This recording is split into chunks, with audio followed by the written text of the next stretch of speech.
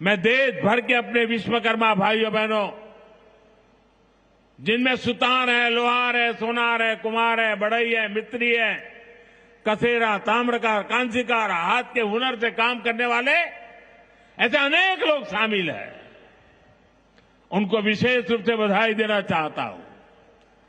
ये आप ही हैं जो मेक इन इंडिया की बड़ी ताकत है। आपके बनाए उत्पाद, आपकी कला से ही गांव या शहर रोजमर्रा की जरूरत पूरी होती है। मुझे संतोष है कि पीएम विश्वकर्मा योजना ने इतने कम समय में 30 लाख से ज्यादा कारीगरों और शिल्पकारों की मदद की है। इस योजना से उन्हें स्किल ट्रेनिंग मिली, उन्हें डिजिटल मार्केटिंग और मॉडर्न टूल्स से जोड़ा गया। 6 लाख से ज्यादा विश्वकर्मा साथियों को नए उपकरण दिए गए। अब तक 4,000 करोड़ से अधिक का लोन विश्वकर्मा भाई बहनों तक पहुंच चुका है। साथियों, पीएम विश्वकर्मा योजना का सबसे बड़ा लाभ समाज के उस तबके को हुआ है जिन्हें दशकों तक अनदेखा किया गया था। हमारे गरीब विश्वकर्मा भाई बहनों के पास हुनर तो था, लेकिन पिछली सरकारों के पास उनके हुनर को आगे बढ़ाने का कोई प्लान नहीं था। उनका जीवन बेहतर बनाने की कोई योजना नहीं थी। हमने उनकी प्रतिभा को उनकी प्रगति का माध्यम बनाने का रास्ता खोले। इसलिए ही तो मैं कहता हूं, जो पिछड़ा है वो हमारी प्राथमिकता है। साथियों, हमारा धार श्रद्धेय कुशाभाऊ ठाकरे की जन्मभूमि भी है। उन्होंने राष्ट्र प्रथम की भावना से अपना पूरा जीवन समाज को समर्पित कर दिया था। मैं आज उन्हें अपनी विनम्र श्रद्धांजलि अर्पित करता हूं। राष्ट्र प्रथम की भावना देश को नई ऊंचाई पर ले जाने की प्रेरणा है। साथियों, ये समय त्योहारों का समय है और इस समय आपको स्वदेशी का मंत्र भी लगातार दोहराना है, अपने जीवन में उतारना है। मेरी आप सबसे करबद्ध प्रार्थना है, 140 करोड़ देशवासियों से मेरी प्रार्थना है, आप जो भी खरीदें वो देश में ही बना होना चाहिए।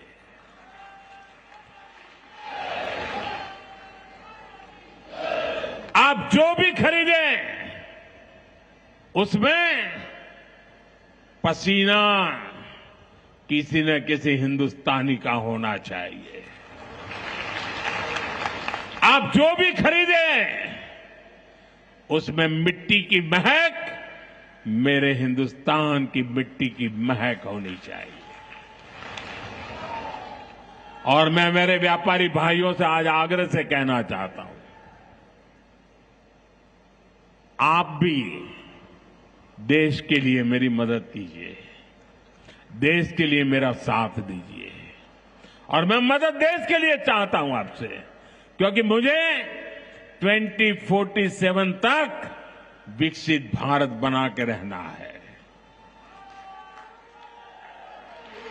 और उसका रास्ता आत्मनिर्भर भारत से जाता है। और इसलिए मेरे सारे छोटे मोटे सभी व्यापारी भाई बहन, आप जो भी बेचें वो हमारे देश में बना हुआ ही होना चाहिए। महात्मा गांधी ने स्वदेशी को आजादी का माध्यम बनाया था। अब हमें स्वदेशी को विकसित भारत की नींव बनाना है। और ये काम कैसे होगा? ये तब होगा जब हम अपने देश में बनी हुई हर चीज पर गर्व करेंगे। हम छोटी से छोटी चीज भी खरीदें, हम बच्चों के लिए खिलौने खरीदें, दिवाली की मूर्तियां खरीदें, घर को सजाने वाले सामान खरीदें या मोबाइल, टीवी, फ्रिज जैसी कोई बड़ी चीजें खरीदे, हमें सबसे पहले देखना चाहिए कि क्या ये हमारे देश में बना है क्या, इसमें मेरे देशवासियों का पसीने की सुगंध है कि नहीं है। क्योंकि जब हम स्वदेशी खरीदते हैं तो हमारा पैसा देश में ही रहता है, हमारा पैसा विदेश जाने से बचता है। वही पैसा फिर से देश के विकास के काम आता है। उस पैसे से सड़कें बनती हैं, गांव के स्कूल बनते हैं, गरीब विधवा माताओं को मदद मिलती है, प्राथमिक चिकित्सालय बनते हैं। वही पैसा गरीब कल्याण की योजनाओं के काम आता है, आप तक पहुंचता है। मेरे मध्यम वर्ग के भाई बहनों के जो सपने हैं, मेरे मध्यम वर्गीय नौजवानों के जो सपने हैं, उन सपनों को पूरा करने के लिए तो बहुत धन की जरूरत है। और ये हम इन छोटी छोटी चीजों को करके पूरा कर सकते हैं। हमारी जरूरत की चीजें जब देश में बनती हैं तो उससे जो रोजगार पैदा होता है वो भी हमारे देशवासियों को मिलता है। इसलिए अब जब 22 सितंबर से नवरात्रि के पहले दिन से जीएसटी की कम दरें भी लागू होने जा रही है, तो हमें स्वदेशी चीजें ही खरीदकर उसका लाभ उठाना है। हमें एक मंत्र याद रखना है, और मैं तो चाहता हूं हर दुकान पे लिखा रहना चाहिए। मैं तो राज्य सरकार को भी कहूंगा, अभियान चलाइए, हर दुकान पे बोर्ड होना चाहिए, गर्व से कहो ये स्वदेशी है। मेरे साथ बोलेंगे? आप सब मेरे साथ बोलेंगे? मैं कहूंगा गर्व से कहो, आप कहेंगे ये स्वदेशी है। गर्व से कहो,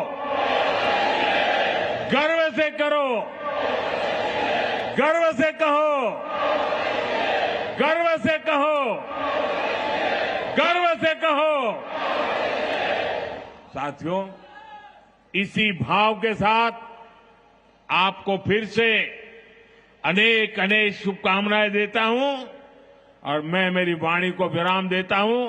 बोलिए भारत माता की, भारत माता की, भारत माता की। बहुत बहुत धन्यवाद। Zee News.